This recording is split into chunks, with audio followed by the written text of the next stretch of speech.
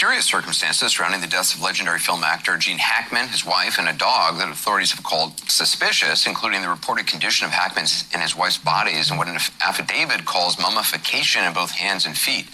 What stands out to you about this? You've seen a lot of crime scenes. Well, you have Gene Hackman, who is in the mudroom off the kitchen by the back door, who appears to have taken a fall.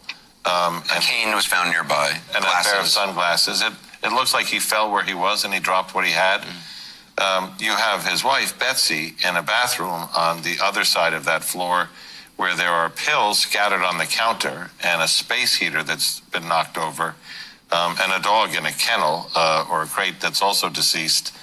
And, you know, it's the kind of thing where you could say murder-suicide, but it doesn't appear to have the trauma that would go with murder. You could say a joint suicide, but those things usually come with somewhat of a ritual where people will take an overdose, get in bed together, or hold hands sitting down. You could also have an accident and a suicide. You could have an accident and somebody saying, well, I don't want to live without him. But you have all those possibilities. What does their bodies apparently being partially mummified? I mean, how long does that actually take? I guess if it's hands and feet. What does that actually mean?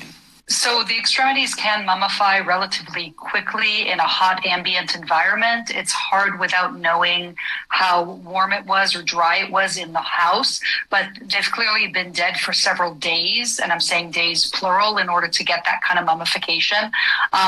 One of the ways of figuring this out, obviously, is from the scene investigation to find out when did they last pick up the mail, when did they last check in with relatives, phone calls, those kind of things, because people generally will communicate with others during the course of their time, but then you also can use other guides from the autopsy to determine the time of death, or at least estimate what we call the postmortem interval. It means that the skin has dried. So what's happened is it's wrinkled up and it's dried. And it could be anything from kind of a leathery change all the way to the point that it's so hard that you can't even cut through it easily with a scalpel.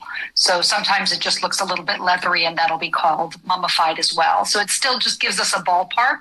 We would need to know more information about the condition of that. Can take, definitely usually takes days. It's not something that happens in hours. It's multiple days, probably even weeks.